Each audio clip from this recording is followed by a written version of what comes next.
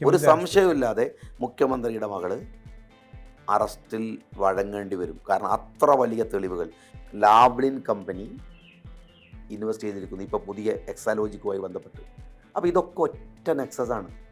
Cut കൊണ്ടുപോയത് ഏത് കുടുംബത്തിലുണ്ടെങ്കിലും തിരിച്ചു പിടിച്ച് ഈ നാട്ടിലെ പാവങ്ങൾക്ക് എത്തിച്ചു കൊടുക്കാവുന്ന രാഷ്ട്രീയ പോരാട്ടമാണ്. മുഖ്യമന്ത്രിയിലേക്ക് എത്തണമല്ലോ. മകളിലേക്ക് എത്തിയാൽ പിന്നെ മുഖ്യമന്ത്രി ഇനി അതിൻ്റെ അപ്പുറത്ത് എവിടെ എത്തേണ്ടത്?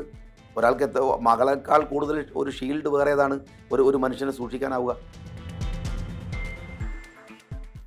ഇപ്പോൾ ഉന്നയിക്കുന്ന വിഷയങ്ങൾ CPM-ൽ അതേപ്പറ്റി കുഞ്ഞനന്തൻ്റെ വിഷയത്തിലാണെങ്കിലും എക്സാലോജിക്കിൻ്റെ വിഷയത്തിലാണ്, അതൊക്കെ എപ്പോഴും ഉറച്ചു നിൽക്കുന്നുണ്ടോ? അതിൽ ഏതറ്റം വരെ പോകുമെന്നുള്ളതാണ് നിലപാട്? 2020 ഞാൻ നിയമസഭയിൽ മുഖ്യമന്ത്രിയുടെ മകൾക്കെതിരെ ഞാൻ പറയുന്നത് 2020.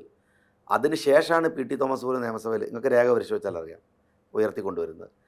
ഞാൻ കണ്ണൂരിലെ പത്രസമ്മേളനത്തിൽ മാതൃഭൂമിയുടെ ലേഖകൻ എന്നോട് ചോദിക്കുന്നു, ആരാണ് ഈ മുഖ്യമന്ത്രിയുടെ ഓഫീസിലെ രവി എന്ന് ചോദിക്കുന്നുണ്ട്, രവീന്ദ്രൻ ആരാന്ന് ചോദിക്കുന്നുണ്ട്. അന്ന് അറിയുമായിരുന്നില്ല പത്രക്കാർക്ക്.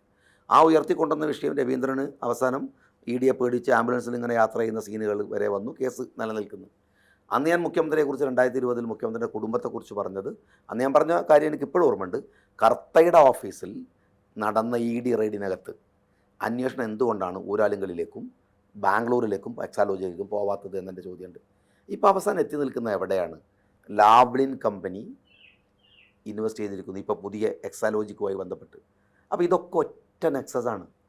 ഞാൻ എന്തായിരുന്നോ ഞാൻ പറഞ്ഞത് അത് കൂടുതൽ തെളിമയോടെ കേരളത്തിൽ വരുന്നു എന്നല്ല. എത്ര പീഡനം എനിക്ക് ഏൽക്കേണ്ടി വന്നാലും, നിങ്ങളീ പറഞ്ഞ പോലെ വ്യക്തിപരമായിട്ട് ഒരുപാട് പൈസ എനിക്ക് ചിലവാക്കേണ്ടി വന്നിട്ടുണ്ടെങ്കിലും ഒരു സന്തോഷം ഇതിനകത്തൊക്കെ ഉള്ളൊരു കാര്യം അതാണ്.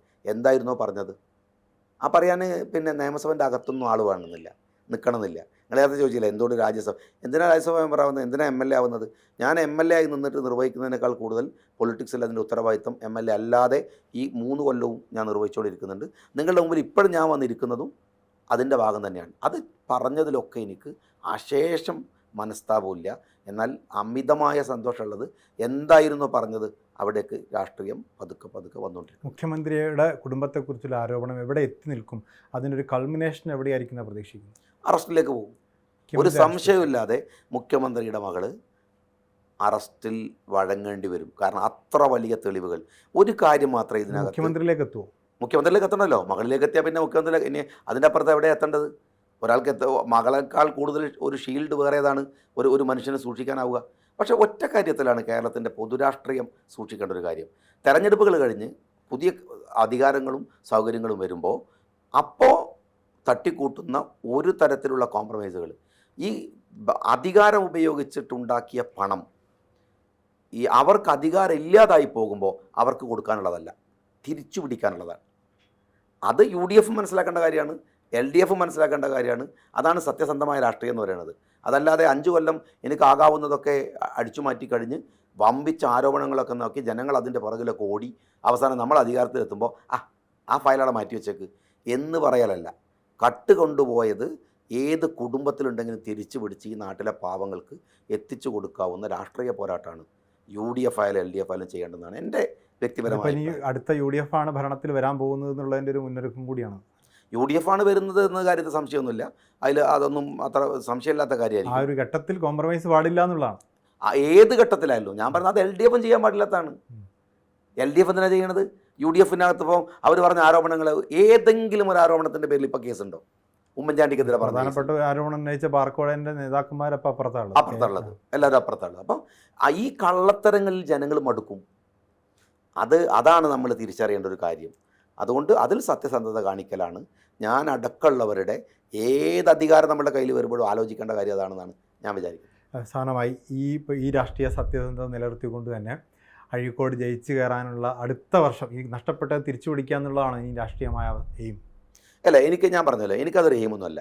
ഇപ്പോൾ നിയമസഭയ്ക്കകത്ത് MLA-മാരായിട്ട് എത്ര പേരുണ്ട് ലീഗിൽ എന്ന് ഒറ്റയടിക്ക് നിങ്ങളോട് ചോദിച്ചാൽ നിങ്ങൾ പറയുമോ? ഷാജി വിഷയത്തിൽ എന്ത് പറഞ്ഞു എന്ന് വെച്ചാൽ നിങ്ങൾ പെട്ടെന്ന് പറഞ്ഞു തരില്ലേ? അങ്ങനെ രാഷ്ട്രീയത്തിൽ നിൽക്കാനേ MLA ആവണമെന്നൊന്നുമില്ല. അത് പാർലമെൻ്ററി രാഷ്ട്രീയം എന്ന് പറയുന്നത് പോകുന്ന വഴിയിലാണ്. പക്ഷേ അവിടെ പോയാലും നമ്മൾ ചെയ്യേണ്ട ഉത്തരവാദിത്വം നിർവഹിക്കണം. ഇവിടെ നിന്നാലും അത് നിർവഹിക്കാൻ സ്പേസ് ഉണ്ട്. അത് കിട്ടാത്തതുകൊണ്ട് വീട്ടിൽ പോയിരിക്കുന്നത് നല്ല പണിയാണ്. യുവാവായി ഇറങ്ങുകയും ചെയ്തു, ഇല്ലത്ത് എത്തിയതില്ല എന്ന് പറഞ്ഞു. ആ. സ്വാഭാവികമായിട്ടും സംഘടനത്തിലുള്ള ജനറൽ സെക്രട്ടറിയാണ് പ്രധാനപ്പെട്ട സംഘടനാ പദവി എന്ന് പറയുന്നത്. അത് KM ഷാജി ആഗ്രഹിക്കുന്നുണ്ടോ? അല്ല, ഞാൻ പിന്നെ ആഗ്രഹമില്ലാതെയാ. മുസ്ലിം ലീഗിലെ ഒരു ഉന്നതമായ പദവി ഞാൻ ആഗ്രഹിക്കുന്നില്ല എന്ന് പറയുന്നത് വലിയ വിവരക്കേടാവും. അതെന്താ വെച്ചാൽ ഞാൻ ഒരു ഡിപ്ലോമാറ്റിക് ഡയലോഗാവും. ഞാൻ ആഗ്രഹിക്കുന്ന ഒരു പദവി അതൊക്കെ തന്നെയാണ്. പാർട്ടിയിലെ പോസ്റ്റാണ് എനിക്ക് എന്ത് പറഞ്ഞാലും മറ്റെന്തിനേക്കാളും വലുത്. ഞാനിപ്പോൾ ഒരു സെക്രട്ടറി ആയത് ആഗ്രഹിച്ചായതാണ്, പാർട്ടിയാണ് നിർബന്ധിച്ച് ഏൽപ്പിച്ചൊന്നുമല്ല. ആയിട്ടില്ലായിരുന്നെങ്കിൽ ഞാൻ വേണമെന്ന് പറയുമായിരുന്നു. സത്യമായിട്ട് ഇത് ഭയങ്കര പാർട്ടി ഭാരവാഹിത്വത്തെ എൻജോയ് ചെയ്യുന്ന ആളാണ്. എനിക്ക് പാർട്ടി സെക്രട്ടറി ആവുക നിങ്ങൾ ആഗ്രഹിക്കുന്നില്ല എന്ന് വെച്ചാൽ 1000 വട്ടം ഞാൻ പറയും ഉണ്ടെന്ന്. കാരണം എന്താ അറിയോ, ഇല്ല എന്ന് പറയുന്നത് കള്ളത്തരാണ്. അതുകൊണ്ട് എനിക്ക് തോന്നുന്നു 50 തികയാൻ പോകാന്നു അല്ലേ? പ്രായം 50 കഴിഞ്ഞു അല്ലേ? 50 കഴിഞ്ഞു. ഇപ്പോൾ 80ാമത്തെ വയസ്സിൽ സെക്രട്ടറി ആകുമ്പോൾ കൂടുതൽ കാര്യങ്ങൾ ചെയ്യാനുണ്ട് പാർട്ടിക്ക് വേണ്ടി. അങ്ങനെയല്ല, അങ്ങനെയൊന്നല്ല, വയസ്സിൻ്റെ കണക്കൊന്നും അതിനകത്തില്ല.